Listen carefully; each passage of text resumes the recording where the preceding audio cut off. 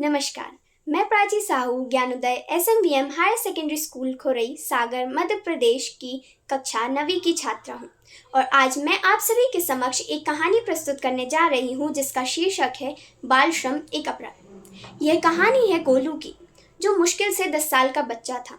शहर की सर्द और घनी कोहरी वाली सुबह में जहाँ सूरज की किरणें धरती तक आने में डरती थीं, वहीं वह अपनी पीठ पर एक फटी बोरी लादे हुए सड़क पर जा रहा था।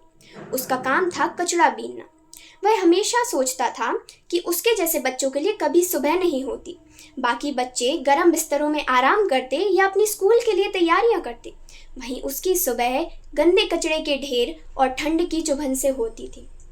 वह जानता था कि ना जाने कितने छोटे बच्चे उसी की तरह उसी सड़क से गुजरकर अपने काम पर जाते जहां उन्हें कहीं और होना चाहिए था। उसका जीवन उन सभी चीज़ों से खाली था जो कि एक बच्चे के लिए ज़रूरी होती हैं।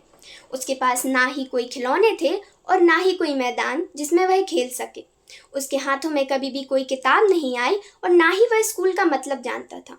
उसके जीवन की सबसे बड़ी सच्चाई थी भूख। एक दिन उसने एक ट्रक देखा जो कि बच्चों के खेलने के लिए खिलौने और रंगीन गेंदें उतार रहा था। पास ही में उसने एक स्कूल की बिल्डिंग देखी जो कि बहुत ही विशाल और शानदार थी। उसके दिमाग में एक सवाल आया, क्या इस दुनिया में सारी ज़रूरत की चीज़ें हैं? क्या सब कुछ अपनी जगह पर है? किताबें, स्कूल, खेल? और इसका जवाब था हाँ, सब कुछ अपनी जगह पर था, पर फिर भी वह कचरा बीन रहा था। उसके दिमाग में यह ख्याल आया कि उसके काम करने की वजह कोई सामान्य वजह नहीं, बल्कि यह समाज की एक शर्मनाक और भयानक गलती है। उसका जीवन एक ऐसी जगह ढक गया था जहाँ कभी सूरज की रोशनी नहीं पड़ती। कुछ समय बाद उसे ईंट भट्टे के काम पर मजदूरी मिली।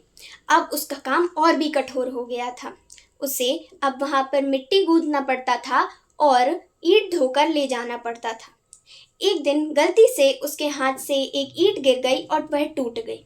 वहाँ के मालिक सेठ जी ने गुस्से में आकर उसे एक जोर से थप्पड़ मारा। गोलू रोने लगा। उसकी आंखों से जो आंसू बहे वह सिर्फ दर्द के आंसू नहीं बल्कि न्याय ना मिलने के भी आंसू थे।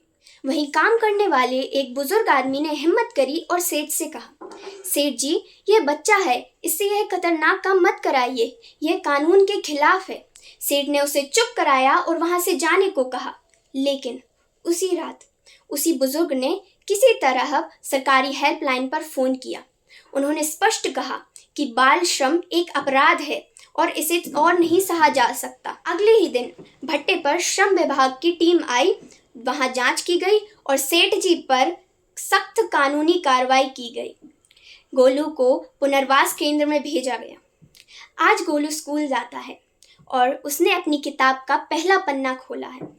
लेकिन आज भी हजारों बच्चे अपने जीवन के साथ यही सौदा कर रहे हैं। बाल श्रम केवल कानूनी अपराध नहीं बल्कि मानवता पर एक धब्बा है। जब तक समाज का हर व्यक्ति यह नहीं जान लेता कि बच्चों के लिए काम पर जाना एक त्रासदी है, तब तक हम सभी इस अपराध में शामिल हैं।